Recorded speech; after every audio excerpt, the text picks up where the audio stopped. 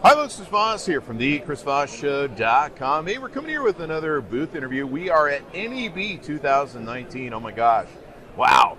And NAB show, we are here at the Axle AI booth, and we're here with Sam. Sam, how are you doing today, bud? Doing great, doing great. All right. So you guys got this wonderful booth. You guys are in South Hall. If you guys get a chance, you're at NAB, come to booth number SL15116.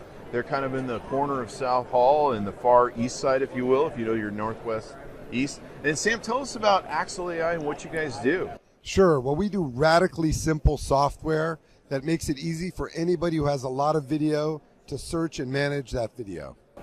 Okay, awesome. And so you guys have your software here on the beautiful screen that you guys do. And so we'll take all my images, all my movies, everything, help me categorize it. Exactly. So what we find is that, especially nowadays, people are shooting a ton of video. It typically piles up on hard drives, or if they're really organized, they get it onto some kind of network storage. But either way, there's no good way to search it all, because if it's loose hard drives, they're plugging and unplugging them, and over the network, Spotlight on the Mac doesn't actually reach that far. So what we do is we give you a new kind of software. We call it Radically Simple Media Management. It uses artificial intelligence to help you figure out what's on your storage. It does things like automatically find everything that everyone said, find all the faces, find all the objects, even use OCR to get the numbers that are on screen. Wow. And it gives that to you in a searchable form in this browser interface. Taking a closer look at your guys' software here, so I can put this, let's say I have a cam in. You kind of have your folders on the left. Folders on the left. You can put your brand up here, which is nice. Okay. Your search bar, so you can search for stuff. And then all the clips, and you can have things like approval status, archiving status, and other information about the files. And if I click on one of these, then you'll see that there's oh, wow. You can zoom in. You can zoom in and basically get a full H.264 proxy view, wow, scrubbing over the file. You can also post comments, like here somebody posted, please change this effect. So for like editing, you can say, hey, somebody needs to cut this scene out. Exactly. It's not just for the editors, it's for the assistants, for the producers, even for clients. And then the other thing is you can have custom metadata fields here on the right, which you can edit. Now these are typically edited by people, but we have all these new AI features so that you can have the automated transcript, automated face, and other information. And here at the show, actually literally today, we're announcing a new sports logging feature that we've developed in conjunction with a company called Really. What that does is gives you automatic highlights of sports footage. So you can have like a football game.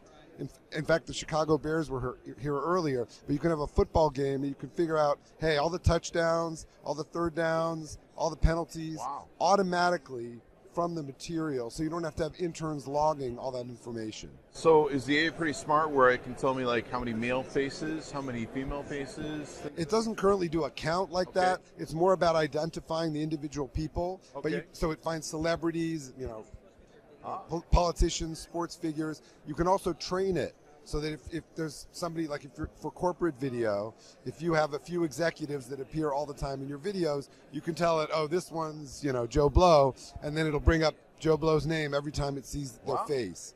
And so there's all kinds of uses for this, because traditionally people are just basically scrubbing around through their footage for hours and hours. It's one of the biggest time sucks of the editing business. Yeah. It's just not knowing where to find that one take. Yeah. Now, the AI isn't perfect, but it'll get you 80 or 90% of the way there, and then you can use our search function to drill down and get closer to what you're looking for. That's pretty awesome. Yep. And that's one of the problems I've had with my videos or even photographs in my systems. Yep. Is I'll it'll be like years will go by and I'll be like, where is that one guy, my one friend, and what was that one time? Remember that one time? And I'm like, where's that photo? And good luck finding it, right? Yeah. Especially with the amount you probably shoot. Dude, and we have customers that have shot tens or even hundreds of terabytes.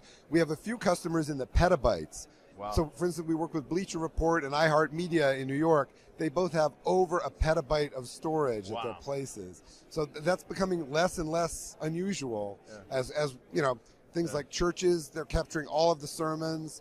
Sports teams are sending people out. One of our biggest customers is Madison Square Garden. They send teams out at every game, not just to shoot what's going on with the players, but the crowd, random stuff going on in the stadium. So it's amazing how much footage is piling up. And again, searchability is the key. Yeah. The other thing we try and do is not to get in people's faces too much. There's traditional systems called MAMs, Media Asset Management Systems, but they're much more complex to deploy. And what we're trying to do is say, look, give us the storage you have, we'll catalog it, we'll put it in this nice browser interface. And we also have, by the way, a Premiere panel. So in the browser in Premiere, but you never have to reorganize everything you've done. Wow. It just kind of works as you go. That's awesome. That's awesome sauce. I can see this being really useful, especially now with more video. And the thing is, too, is the files now that are 4K, and they take a long time to process. There's just, trying to go through them all. Right. Oh my God. And that's why we make these low-res previews of everything, because they're actually pretty nice to look at. You couldn't send them to air, but they're perfectly good for scrubbing through and finding stuff. And suddenly, instead of having to sit there with your editing software to go through the 4K, you can do it from any browser, even from a mobile device. So Android, iOS, we give you remote access to your material. That's awesome. Mobile device, because on the run, when you got to find something. And I like that preview feature because sometimes that it helps jog your memory, and you're like, oh, this is that video, that is the one I'm looking for. Exactly. And then you open the high res in Premiere, and you can color correct and fully edit and so forth. That's awesome. Yep. Anything more we need to know about what you guys are doing? Yes, one other big thing, which is that we're rolling out a product called Connector, and this lets you create custom workflows. It's a little more techy, but it's for people who want to build like multi-format publishing. They want to go out to multiple, say they want to go out to HD, 4K, mobile, different formats. This lets you script all of that so that you can push one button and create multiple formats in one go. And it'll also do things like notify you by email or transfer files via FTP. So it's like a little robot in the background kind of doing all the stuff that you don't want to spend time doing yourself. Cool. It's called Connector. Awesome sauce. So give us the website one more time. Where you sure can thing. Check it out. Yeah, it's www.axle.ai. And come see these guys. They're at NAB show, and it's going to be booth number SL15116 in South Hall. You're going to definitely want to check it out. They can, of course, probably is there a trial software? Or do they there is. We have trial versions of both Axle AI and Connector, and it's lightweight enough you can just install it on a Mac. You don't need a big IT infrastructure. You don't. Again, it's very different from these traditional tools that only run on Windows boxes, and you have to set up a server. You can just take an older Mac Pro or the new iMac Pro. Even the new Mac Minis are really nice. Load the software up and give it a try. Sounds good. Well, thank you very much, Sam. We certainly appreciate it. And thanks to my audience. We'll see you guys next time. Thanks a bunch.